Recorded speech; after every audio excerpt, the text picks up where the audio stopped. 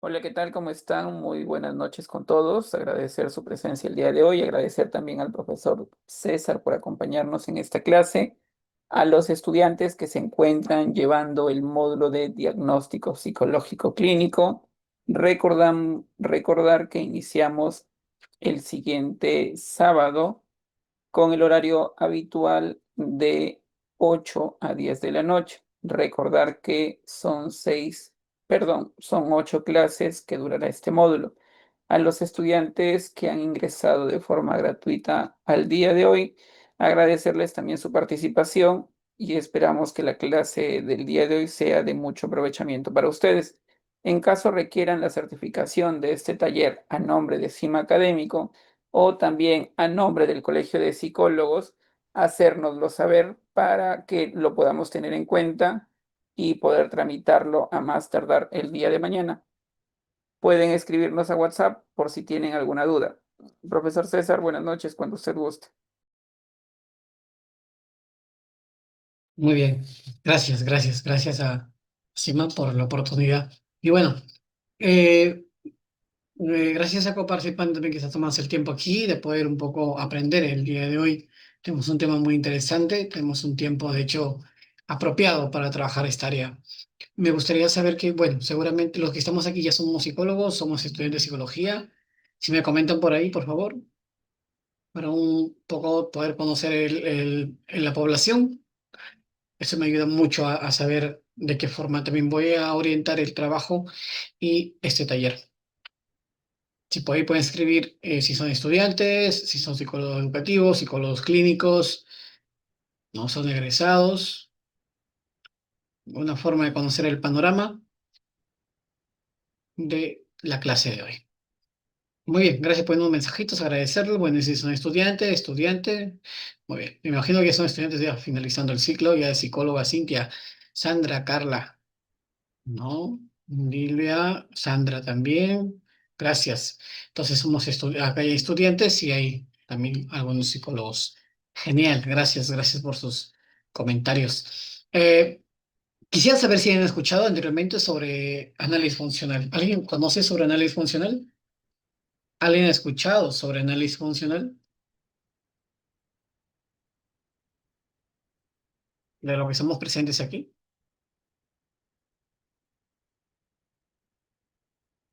¿Alguien tiene conocimiento de lo que es el análisis funcional? Pueden ahí igual dejar sus respuestas en el chat.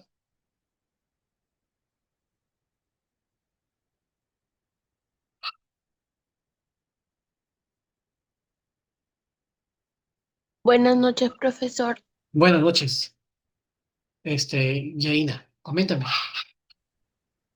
Cuando hablamos de análisis funcional es cuando nosotros estamos describiendo en prosa, ya puede ser los antecedentes de nuestro paciente.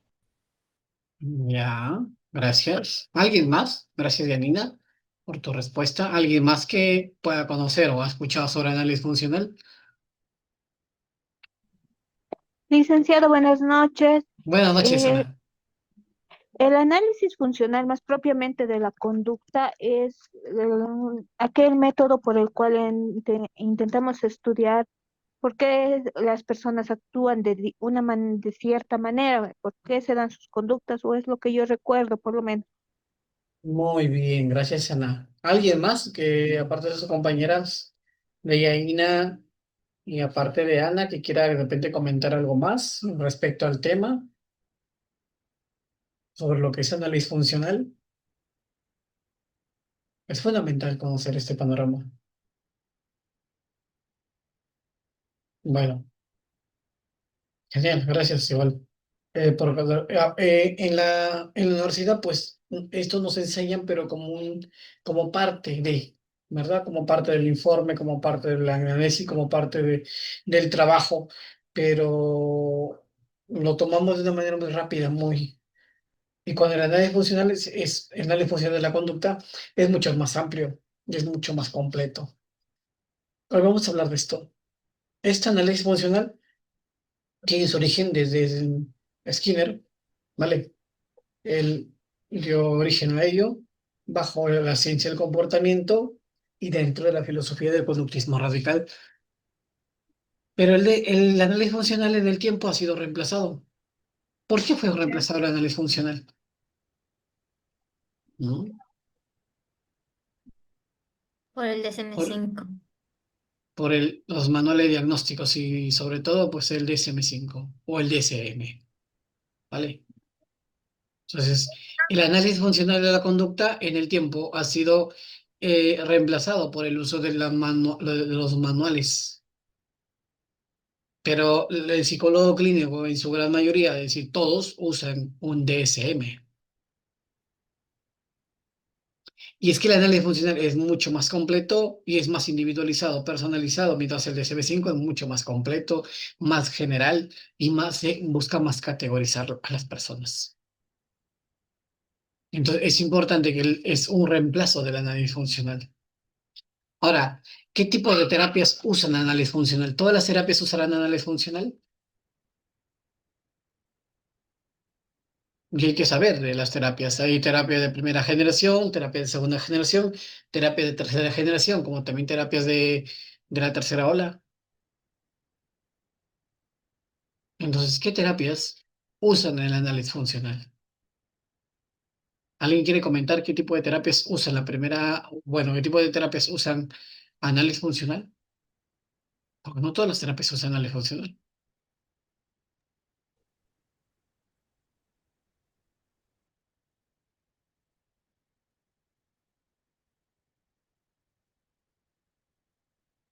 La TCC.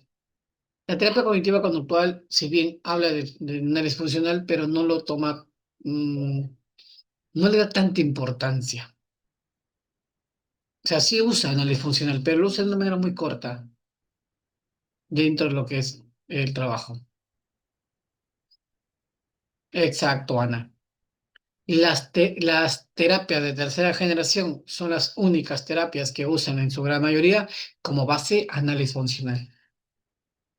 O sea, el análisis funcional en su gran mayoría quien las usa son las terapias de tercera generación. Las terapias de tercera generación, ¿en qué se basan? ¿En la primera generación o en la segunda generación? La primera generación es la terapia de conducta, la segunda generación es la terapia cognitiva conductual y la tercera terapia son las terapias contextuales. Pero mi pregunta va, ¿las terapias contextuales o las terapias de tercera generación se basan en la primera o en la segunda generación? Bueno, Ana nos comenta la primera. ¿Qué opinan los demás? La terapia de segunda generación se basa en la primera. Entonces, ¿la terapia de tercera en qué se basará? ¿En la primera o en la segunda? Sandra Sandoval nos dice en la segunda. Gracias. ¿Alguien más?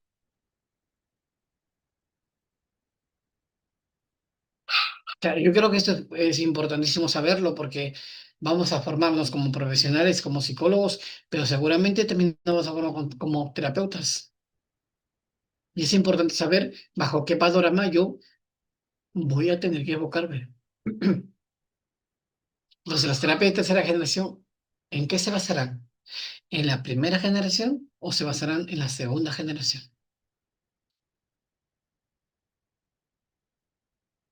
Hay que conocer eso porque eso, bueno, no sabe el nombre, pero ahí dice en la segunda generación.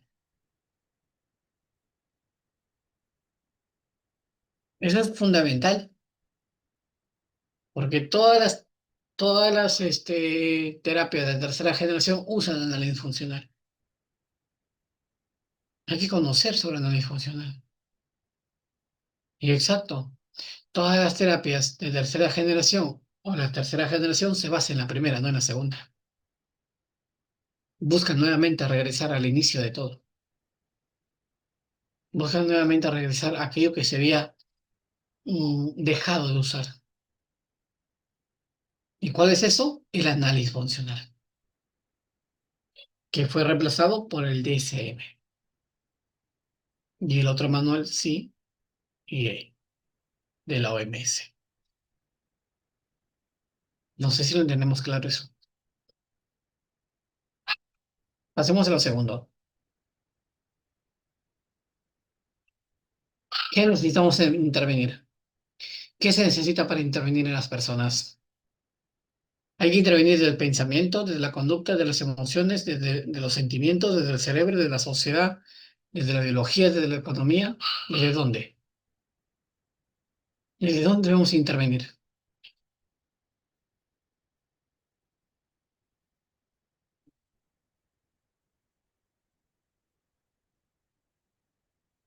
A ver,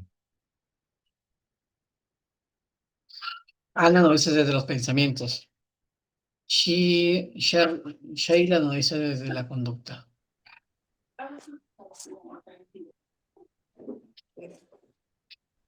Carla desde la conducta. Cristian, tu audio. ¿Los demás? Sandra también nos comenta desde la conducta.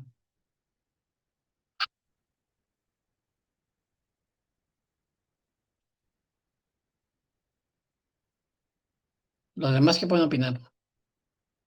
El MG nos dice situación, conducta y respuesta desde la conducta de los pensamientos. ¿Vale? Desde el contexto, nos dice Jocelyn. Desde las experiencias vividas que pueden ser convertidas en traumas, genera ansiedad o depresión. Desde las emociones. Desde los estímulos ambientales, el comportamiento también. Vale. Antes de llegar a la respuesta que de hecho que está aquí. ¿La psicología es ciencia o no? La psicología es científica o no. Eso primero aclaremos. Que es que la psicología es ciencia. ¿Seguros? ¿Seguros que sí?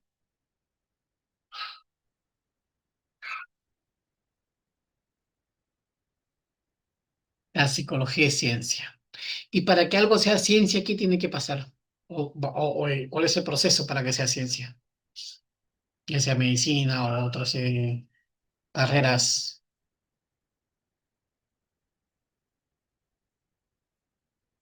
Ya, sí, de hecho, hay investigación, pero hay algo más. Hay una investigación, de hecho, pero hay un proceso.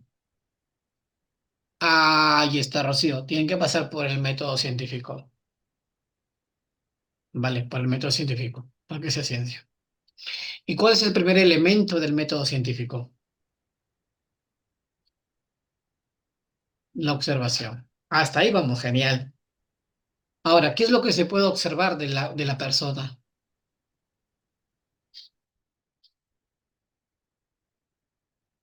Su conducta.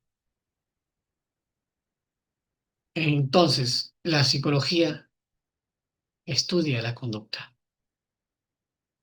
La psicología no estudia los pensamientos, no estudia las emociones, no estudia los procesos mentales, no estudia la economía, no estudia el cerebro, no estudia los sentimientos y nada. La psicología estudia la conducta.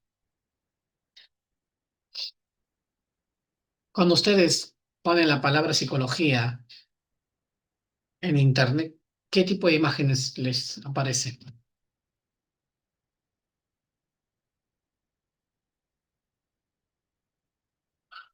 Cuando ponen la palabra psicología, cerebro, ¿verdad? Exacto. Y hay muchos centros psicológicos, consultorios que siempre tapan ahí el cerebro. Y otra palabra es muy enfocado, es mente. Son palabras muy comunes asociadas a la psicología. Pero esto no tiene nada en absoluto que ver con la conducta. Entonces, en lo que hay que intervenir nosotros en las personas es en la conducta. Es el único objeto de estudio, es lo que estudia la psicología como tal. Y la conducta se puede modificar. La conducta se puede registrar, la conducta se puede observar, la conducta se puede predecir. Entonces, la conducta es algo que sí se puede trabajar como tal. La modificación de conducta se puede usar para niños, para adolescentes, para adultos, para problemas psicológicos. Yo creo que es un gran error creer que mientras más estudiamos el cerebro, más vamos a explicar la conducta.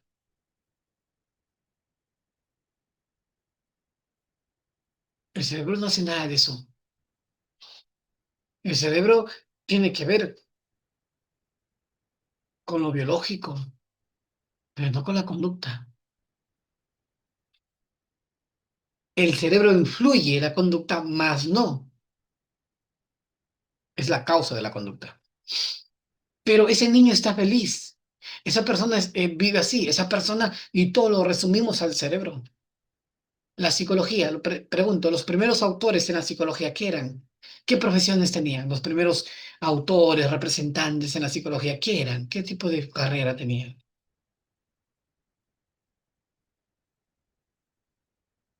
Era una carrera. ¿Cuál es la carrera que ellos tenían? Ya, aparte, filósofos no tanto. Eran psiquiatras y eran médicos en su gran mayoría, ¿vale? En su gran mayoría eran médicos, no eran ni psicólogos. Entonces, querían convertir a la psicología en biología. Ahora, la psicología hoy en día, tiempo actual,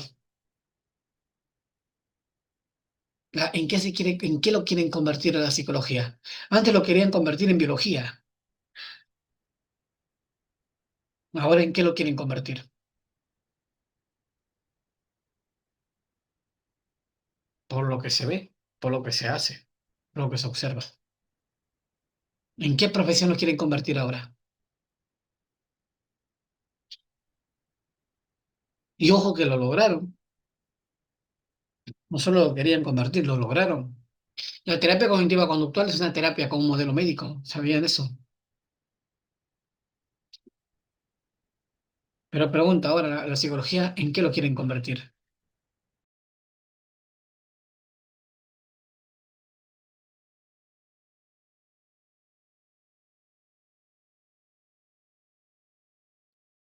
A ver, ¿en qué lo quieren convertir a la psicología hoy en día?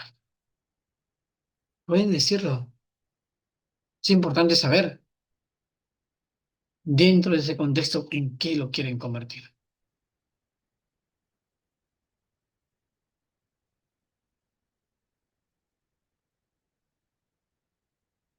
¿Alguien quiera comentar? De los 36 que estamos aquí, una cantidad de personas. Desde Alexandra, Ana. Bueno, hay varias, hay tres Anas. En ciencia auxiliar, no, eso no. ¿En qué lo quieren convertir hoy en día? Que está de moda, para todos se habla de eso. Julio, hay varios Julios, hay varias Carlas.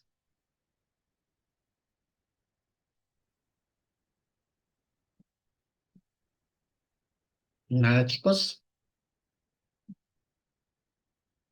Ah, ahí está Rocío. Genial. Lo quieren convertir en neurología. ¿Se ha dado cuenta que hoy en día todo está de moda, lo neuro, neuropediatra, neuropsicólogo, neurodocentes, neurooratoria, neurohabilidades sociales, neuromarketing? Todo está de moda con los neuroaprendizajes. Y muchas ramas y la ciencia es la palabra de moda. Exacto, pero eso aleja a lo que es la psicología. Eso no es psicología. Si tanto nos queremos estudiar el cerebro, no debemos ser psicólogos, debemos ser neurólogos. Porque estudiando el cerebro no vamos a entenderla. Creer que estudiar más el cerebro vamos a entender mejor el comportamiento, la conducta de la persona, pues estamos en un gravísimo error. Al contrario, mientras más conozcas el cerebro, menos vas a saber sobre la conducta.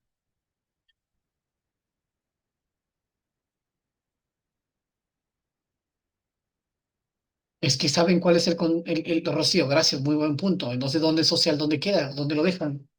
Es que conducta, en términos sociales, en términos generales, en términos coloquiales, conducta es una acción.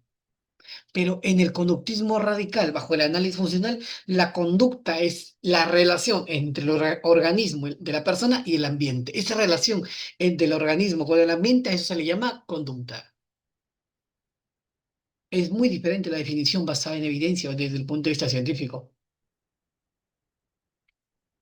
Y ahí está la relación entre el ambiente, o sea, el contexto, y la persona. A eso se le llama conducta.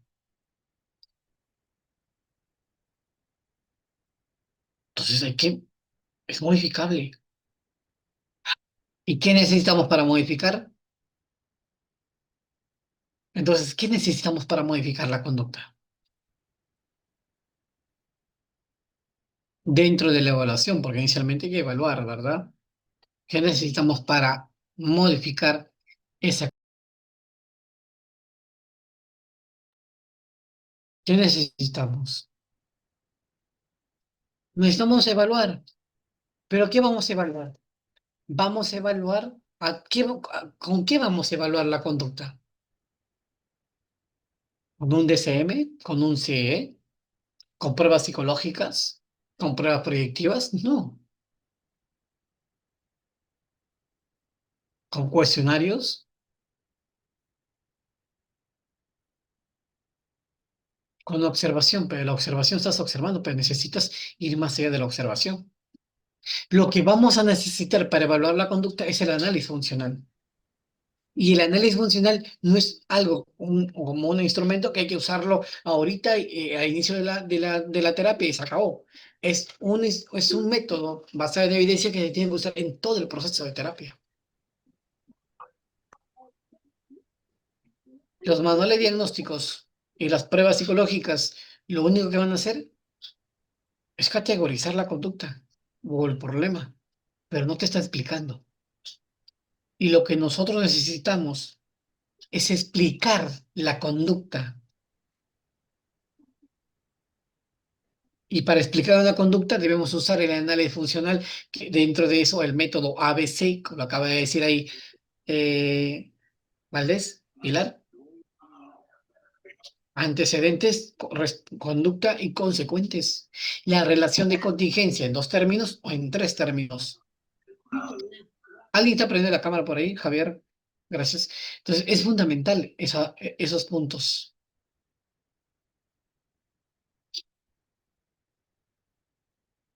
Es importante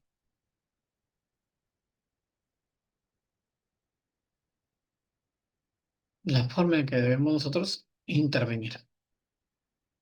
Hacer un análisis funcional. ¿Qué es un análisis funcional?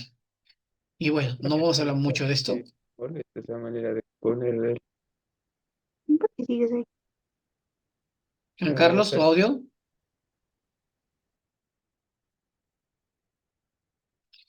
Ese concepto fue introducido, como bien lo mencioné, por Skinner, dentro de un libro con la conducta de los organismos. Y yo pregunto, ¿el pensar y el sentir son conductas o no? Sí. Gracias, Ana. Los demás, ¿qué opinan?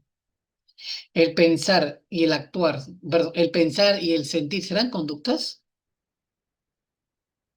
¿Han visto que hay un triángulo donde dice pensar, sentir y actuar?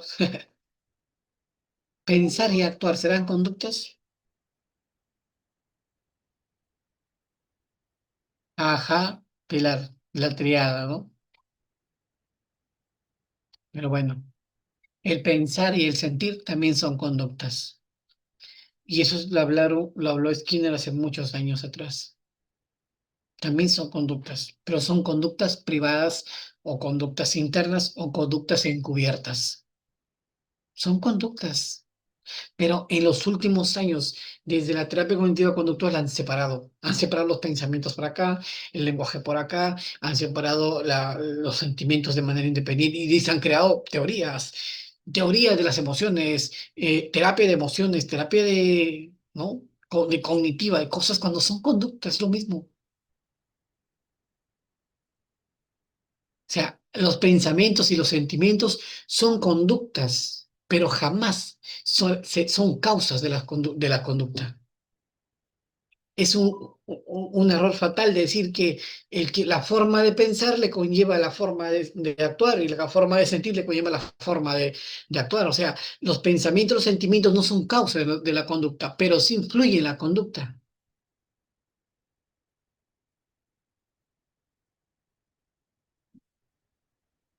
porque también son conductas. Entonces debemos seguir entendiendo este panorama. Ahora, ¿existen conductas disfuncionales? Y si existieran conductas disfuncionales, ¿cuáles son esas conductas disfuncionales que existen? ¿Cuáles serían? Plata, pues. Ahí está juntarse de 10 en 10. 10 centavos. Por eso ya tiene que llegar ahí hasta la luz, pues. Por eso sí, pues, también es que llegue la luz, que llegue el agua, todo. Eso es mejor así para más saneadito ya, ¿no? Ay, Eh, sí, por favor, tus audios. el audio, hay que tener cuidado con el audio, por favor. Entonces, ¿existen conductas disfuncionales? Y si la respuesta es sí, ¿cuáles son esas conductas disfuncionales?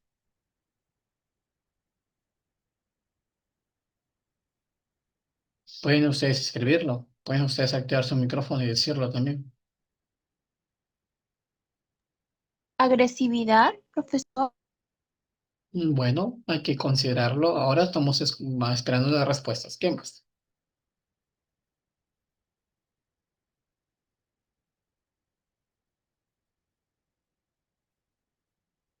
¿Qué opinan los demás?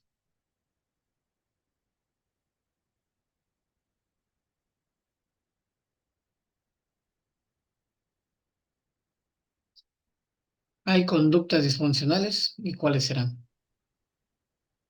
¿Dificultades para adaptarse? ¿Me significa que sí hay?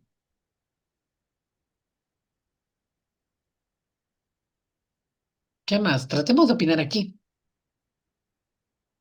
Tratemos de aprender en ese espacio. Conductas disruptivas, sí, pero específicamente cuáles serían. Quiero las conductas en específicas para yo poder saber a qué se refieren. Dificultad para entender.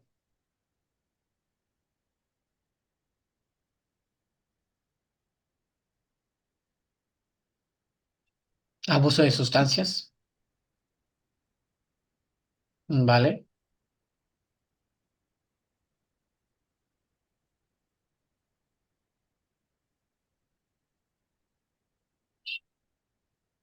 Pensamientos negativos.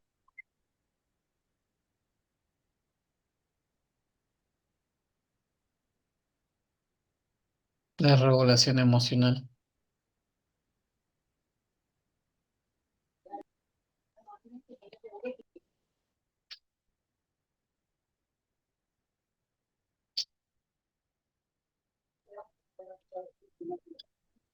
Hay problemas emocionales. Problemas emocionales. Bueno, bajo rendimiento académico y más. Seguramente podemos estar. proble- Problema de comportamiento también. Muy bien. Entonces, vamos un poco acá aterrizando desde el análisis funcional, desde la psicología basada en evidencia. No hay conductas disfuncionales. Toda conducta es funcional. Pero siempre hemos tratado de separar. Existen conductas funcionales y conductas disfuncionales. En realidad no hay disfuncionales. Toda conducta es funcional. Y toda conducta es funcional porque toda conducta cumple con un propósito. Desde la conducta más, vamos a decir, en términos morales, más negativa o más terrorífica, como por ejemplo asesinar a alguien. La persona que asesina a alguien igual tiene una función porque lo hace. Tiene un propósito, tiene un fin, el por qué lo hizo. No lo hizo de la nada. O sea, toda conducta del consumo de drogas, desde la violencia, del abuso de sustancias y más, toda conducta como tal cumple una función. Y al cumplir una función, toda conducta es funcional. Pero hemos separado que existen conductas funcionales y disfuncionales, es decir, ver lo bueno y lo malo, lo positivo y lo negativo. Y eso ha sido un dualismo en la cual han caído muchos psicólogos en entender el comportamiento de dos variables. Yo creo que si fuéramos sacerdotes está genial, porque si yo voy a sacerdote y digo, mira, yo he cometido este pecado, pues está mal, ¿no? No, existe esto, pues está bien. Pues desde el mismo momento en el que digamos eso está correcto y eso está incorrecto, ya estamos juzgando a la gente. Y el psicólogo basado en evidencia, el psicólogo basado en lo que es psicología como ciencia, no podemos hacer eso. O sea, toda conducta es funcional y es funcional porque cumple un propósito, ¿no? Ahora, el que ustedes, por ejemplo, tengan la cámara apagada, no puedo decir que es una conducta disfuncional porque tienes miedo a que te vean, porque tienes miedo a cómo estás arreglado o cómo estás arreglada, porque no quieres que vean dónde vives o el lugar donde estás. Eso es subjetivo. Pero el hecho que tengas la cámara apagada cumple una función. Eso, y eso no lo sé, eso lo sabes tú, en particular. No sé si me entiende, pero el hecho de yo mantener la cámara apagada es porque estoy cumpliendo una función, el por qué lo tengo apagado. Hay un propósito en particular, ¿por qué la tengo apagada? Hay un propósito en particular, ¿por qué prefiero tenerla apagada? Hay un fin, el por qué lo estoy apagando la cámara y no la prendo. Entonces, toda conducta es funcional y toda conducta es funcional porque cumple una función. Y eso es fundamental. Bueno, lo mencioné y lo recalco. La psicología es científica. La ciencia del comportamiento, pues el objeto de estudio es el explicar, el predecir, el controlar, el modificar la conducta. La conducta es modificable desde niños, adolescentes, adultos, adultos mayores, familia, parejas. Y yo creo que eso es buenísimo, saber cómo se puede modificar un conjunto de comportamientos dentro de contextos específicos. Vamos a pasar a la siguiente.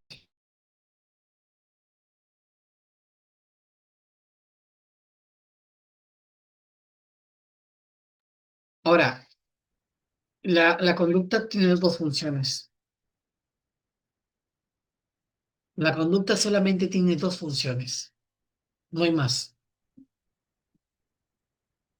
Cualquier conducta a nivel general y en cualquier persona, ante cualquier contexto, tiene solamente dos funciones.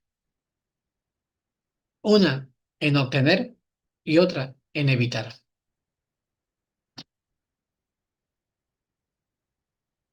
Y nuestro trabajo dentro de esta línea es saber qué está obteniendo con esa conducta o qué está evitando con esa conducta.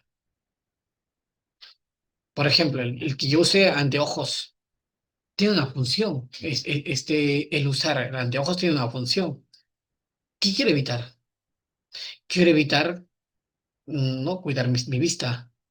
Quiero evitar que de repente la luz pues pueda de repente hacerme daño a la vista.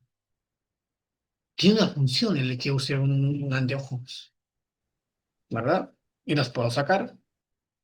Entonces, hay algo que cada una de las conductas las está haciendo porque estamos logrando algo o porque estamos evitando algo. Y nuestro trabajo es conocer eso, saber por qué hace lo que hace. Entonces yo creo que desde allí es clarísimo saber cuál es la función de la conducta. Pero no hay otras funciones. A veces hablamos de funciones, pero son funciones subjetivas, ¿no? Entonces las funciones se basan en aspectos solo de obtener o de lograr. Ahora, ¿por qué una conducta se mantiene? Ya sea una depresión, una ansiedad, ¿no? Una adicción, el bullying, un agresor. ¿Por qué las conductas se mantienen tanto tiempo?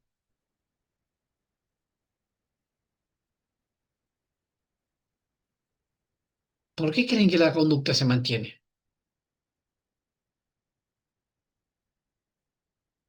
Se mantiene por algo en particular, pero ¿por qué se está manteniendo una conducta? ¿Por qué creen que es una conducta que se está manteniendo?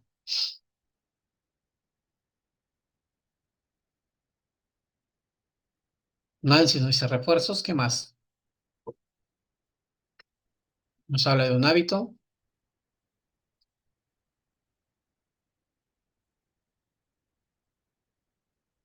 ¿Qué más? A las 7 he empezado. Hola, ¿quiere comentar algo? Egvi,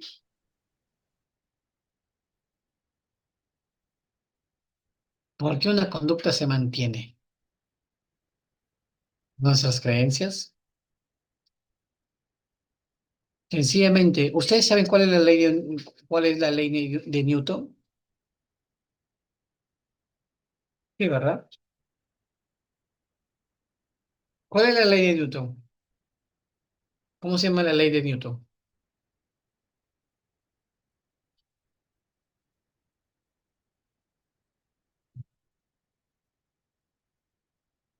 La ley de la gravedad. ¿Esta ley de la gravedad se da solo en Perú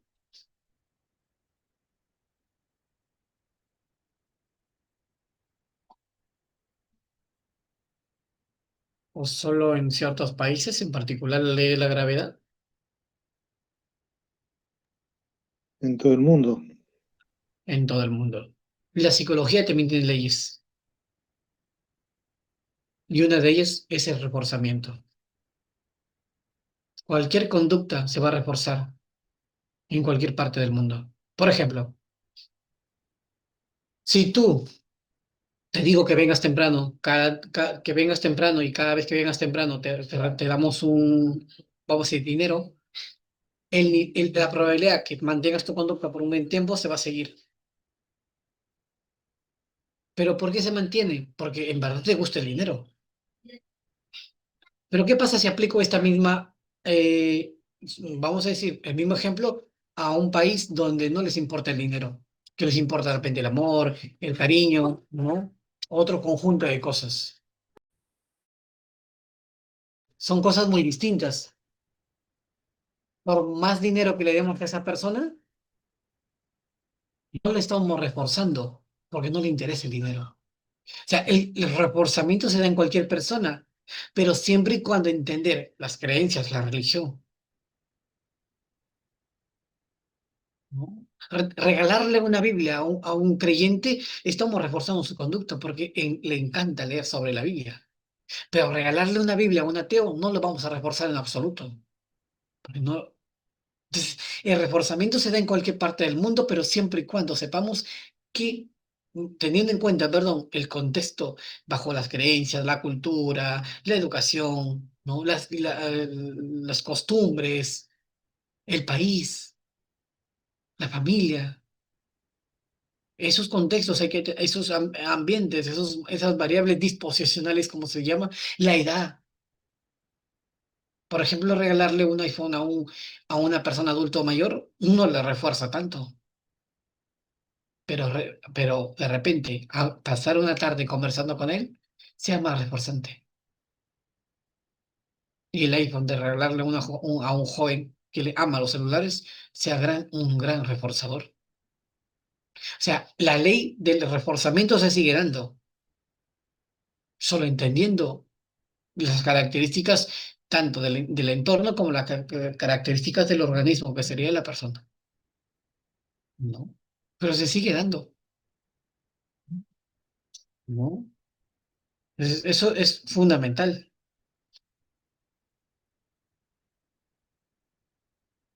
El reforzamiento es una ley científica basada en evidencia desde la psicología. Yo creo que eso es buenísimo. Todo comportamiento se mantiene y se mantiene porque está siendo reforzado. Y si deja de mantenerse, es decir, en lugar de mantenerse, comienza a decaer, a decaer, a decaer, es porque está siendo castigado. ya no me pagan la misma cantidad. Al no pagarme la misma cantidad, ya no voy a trabajar de la misma forma. Disminuye mi calidad de trabajo. A ver, si yo estudio psicología, ¿por qué me gusta mi pasión? ¿Eh? Pero algo lo está reforzando. En que estudie la carrera, hay algo que lo refuerza. No, subjetivamente no puedo decir muchas cosas, pero la única persona lo sabe él. Cada quien tiene. Estas son dos explicaciones. ¿Cómo se le dice al niño que no habla? O sea, no que no puede hablar, sino que no quiere hablar en público, que tiene miedo, que no le gusta participar, no le gusta socializar. ¿Cómo se le dice a ese niño? Y que se sienta siempre en la parte final, ¿no?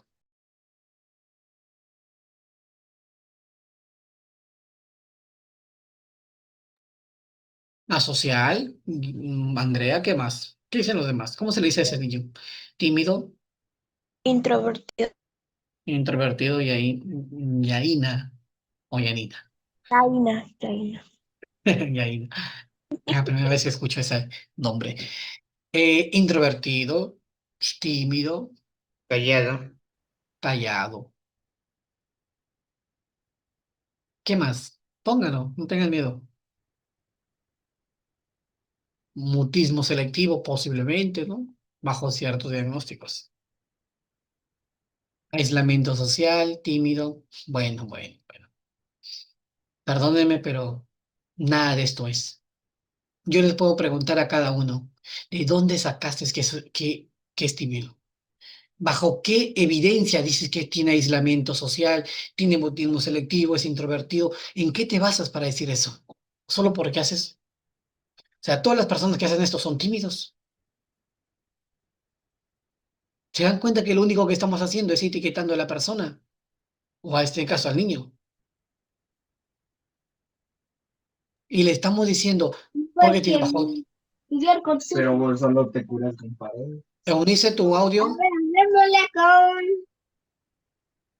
Eunice, tu audio. Con M500. Uy, ya. Entonces, no podemos pasar el tiempo etiquetando a las personas ni dando explicaciones que no tienen fundamento científico. Es que ese niño no participa porque Bien, es callado. le tiene que evaluar al niño, pues, porque es callado, y dar una conclusión. Tenemos que hacer un análisis funcional y lograr explicar. Por eso aquí hablamos de operalización versus explicaciones subjetivas. Es que el niño no participa porque tiene baja autoestima. Eso es subjetivo. ¿De dónde sacas baja autoestima? Ah, que tienen un tipo de apego. Es que no, eso es subjetivo. O sea, que lo usemos como una manera de repente de entender a las personas que desconocen, pero nosotros como profesionales dentro de esta línea no podemos hablar de esos términos subjetivos, porque la psicología es ciencia, ciencia debe ser objetiva. Y para ser objetiva hay que hacer un análisis funcional para entender el por qué hace lo que hace. No es lo mismo decir, este niño es tímido, a decir, este niño no levanta las manos para participar. No es lo mismo decir que este niño es malcriado, a decir, este niño golpea a sus compañeros, pues jalándoles. O sea, lo que hay que observar es la conducta y no etiquetar. Ahí no tiene sus tipos de nombres, tiene lo que es una explicación, ¿no? En la que se está basando en minimizar y en otros en maximizar. Porque todos los niños son así, son tímidos. Y estamos generalizando cosas que no son. La autoestima y un conjunto de cosas son cosas inventadas. ¿Hay algún fundamento científico sobre eso? No hay. Son teorías. Así como los famosos, el niño interior, el tipo de apego, los tipos de crianza, son teorías que no tienen evidencia científica. Y lo que único que se usa esto es para etiquetar a las personas. Por eso caemos en un reduccionismo donde explicamos lo psicológico desde lo biológico. No podemos explicar lo psicológico desde lo biológico o explicar lo psicológico desde lo neurológico. Es decir, porque tienes esa parte afectada del cerebro es porque te pasa esto, ¿no? Eso no niega la existencia de la afectación del cerebro, pero la afectación del cerebro no va a ser la causa del comportamiento. El hecho que yo mueva mi mano, el mover mi mano es observable, pero mientras más rápido muevo mi mano, mayores conexiones cerebrales hay. Entonces, el nivel o la cantidad de conexiones cerebrales no se debe a la ausencia de mover mi mano, se debe a la presencia o a la acción de mover la mano. No podemos caer en un error de creer que los niños con autismo, con TDAH, pues tienen esa condición a nivel cerebral y que no pueden desarrollar su vida. Lo que necesitamos es modificar los comportamientos que tienen para que desarrollen este conjunto de habilidades. Pero no, sacamos los famosos cerebros, el cerebro depresivo, el cerebro con estrés, el cerebro con ansiedad, el cerebro con un niño con autismo, el cerebro con un niño con TDAH. Es que mira el cerebro, pues el cerebro está ahí, punto. Pero el saberlo no podemos, vamos a decir, hacer algo directamente con el cerebro. Si es un problema cerebral, yo siempre lo digo a mis estudiantes, si tanto es un problema cerebral, entonces hagamos una operación al cerebro y se soluciona el asunto y todos los problemas son resueltos. Si es cerebral o es biológico. Lo que necesitamos es modificar comportamientos. Mientras mayor modificaciones hagamos en sus comportamientos, mayores conexiones cerebrales van a tener.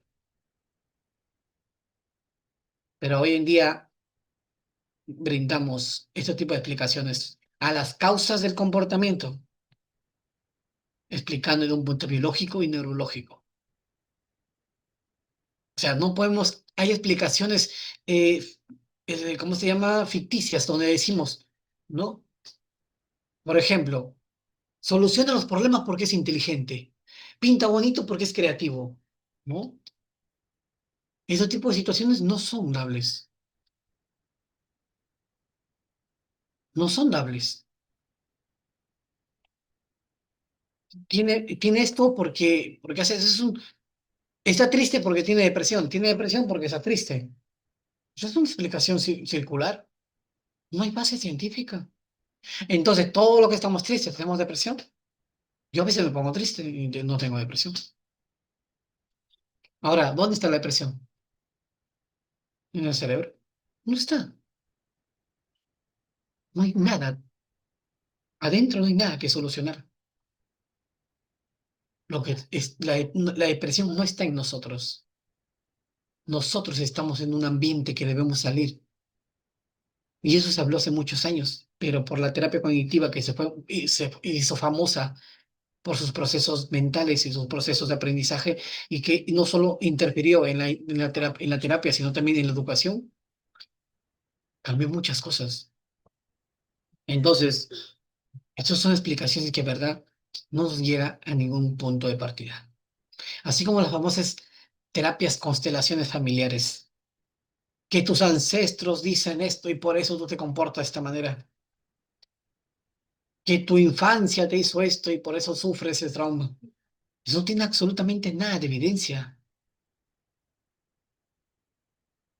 No hay. Y seguimos diciendo eso.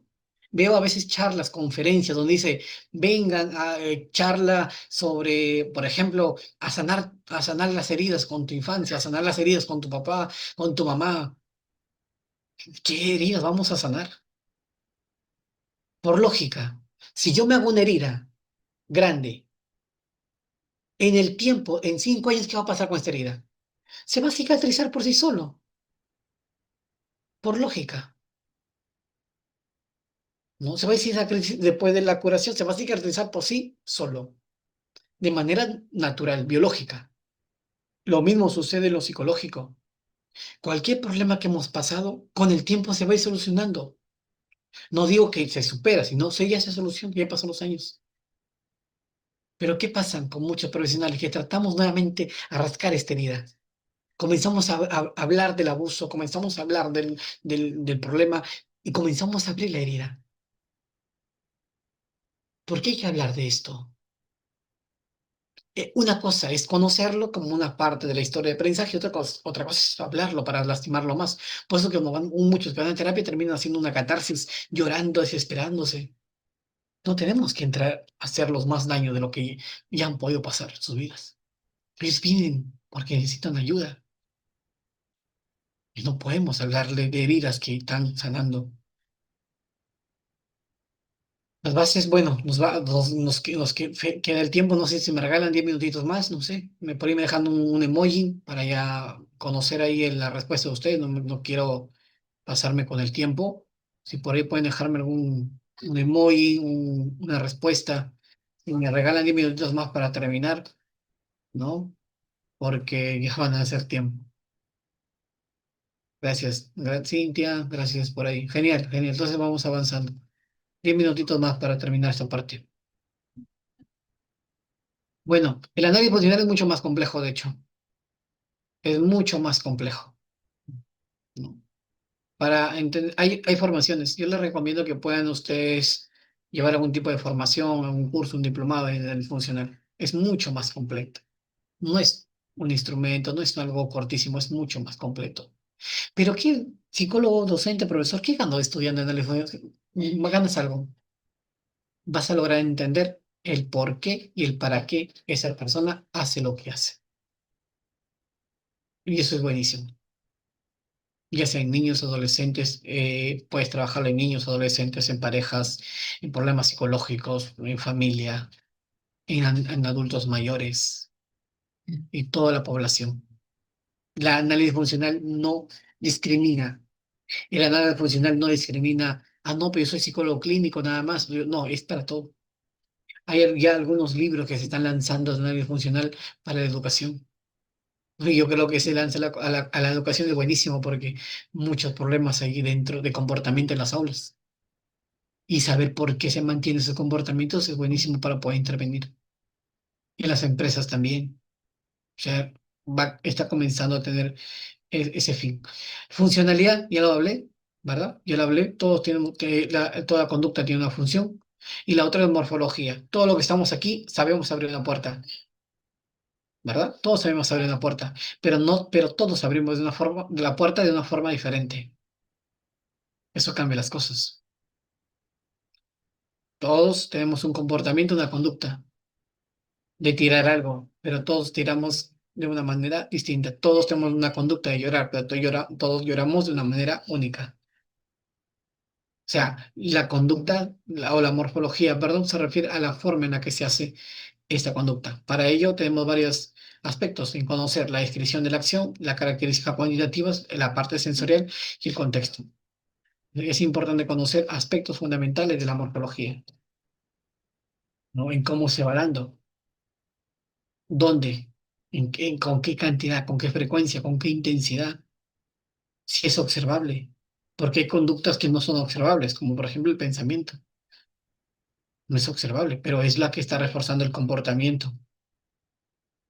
Dentro del análisis funcional se usa un modelo, creo que lo mencionaron, que es el modelo ABC, que significa A de antecedente, B de conducta, porque está en inglés, y C de consecuente. ¿No? Ahora, dentro de ello también entendemos que existe un estímulo discriminativo. El estímulo discriminativo, ¿no? El estímulo discriminativo pues se enfoca que hay un conjunto de estímulos que nos rodean, pero no todos los estímulos que nos rodean son estímulos en particular.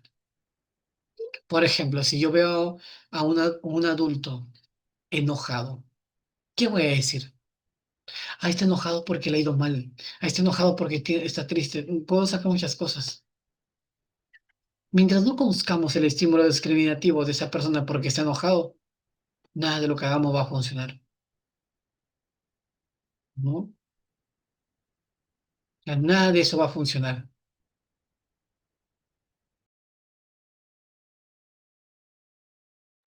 Entonces, eso es importante, ¿no? Conocer el estímulo. El estímulo discriminativo es específicamente qué estímulo en particular está desencadenando esa conducta como tal, ¿no? Hay muchas. El niño grita. ¿Por qué grita? ¿No? ¿Por qué grita el niño? ¿Fue porque el padre le gritó? ¿Fue porque su mamá se fue? ¿Fue porque le odia la comida? Hay muchas cosas, ¿no? Pero en particular hay ciertos escenarios que van a tener que entender esto y saber cuál es el estímulo en particular que conlleva ello. Entonces, hay que conocer ese estímulo discriminativo, que ya es mucho más amplio, pero sí, toda conducta está basada en estímulos discriminativos, ya sean estímulos discriminativos internos o estímulos discriminativos externos. Y no caigamos en el error de decir, no, de la nada, siempre decimos de la nada, nada funciona, nada sucede de la nada. No, nada funciona de la nada. ¿No? Entonces, eso es importante, es fundamental.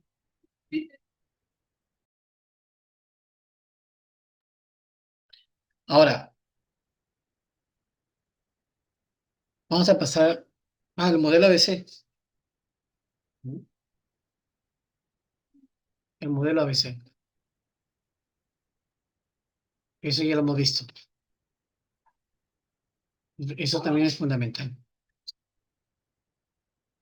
Ahora, el estímulo discriminativo, en un ejemplo, como te digo, como bien lo decía, un niño grita, pero grita, ¿por qué grita? Grita porque el papá le gritó, grita porque lo dejaron solo, grita porque la mamá no le presta atención, grita por... Ya, esos son varios estímulos.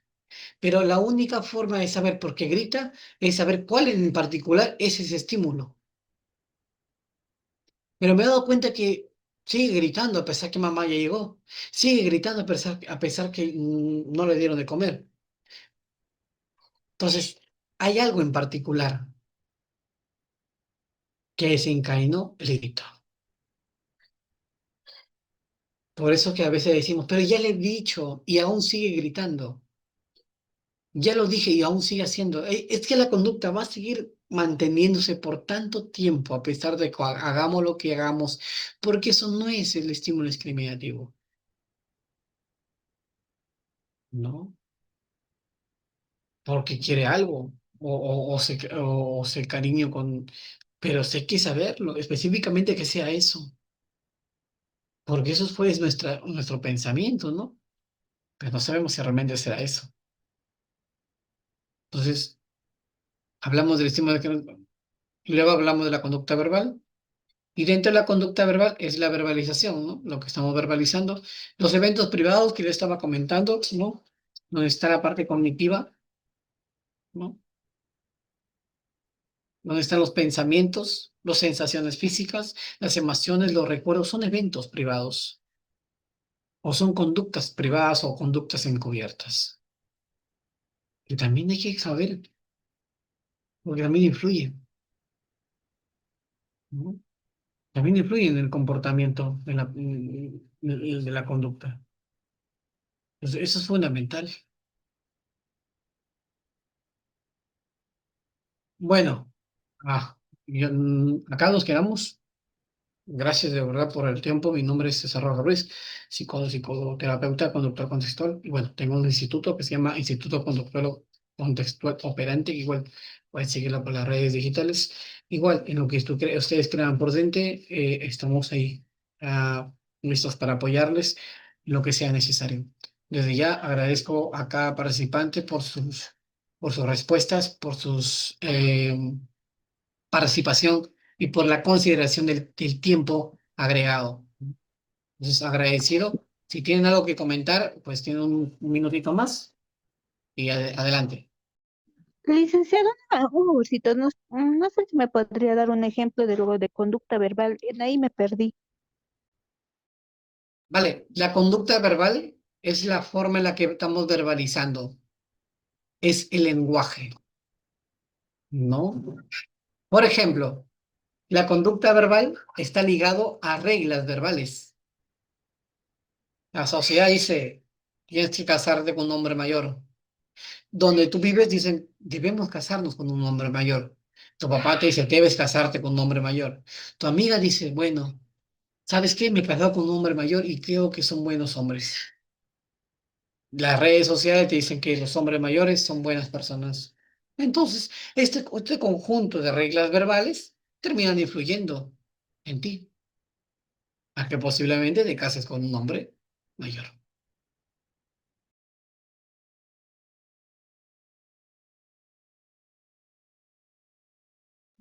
Muchas gracias, licenciado. Ya me quedó claro. Muy bien. Gracias, gracias. Ya no puedo dar más ejemplos porque ya tengo otro taller en otro espacio. Pero sí, de hecho, como dije, eso es algo muy, muy importante conocer las bases. Hay muchísimo más que aprender. E igual en la institución en la que yo estoy dirigiendo también hay algunos temas así, que se habla sobre análisis funcional, ¿no? Entonces, adelante. Yo creo que nos va a ayudar muchísimo a aprender y a hacer muchas cosas. Desde ya, pues agradecido con cada uno de ustedes. Nos veremos en una próxima oportunidad. Que tengan un bonito inicio de semana. Gracias.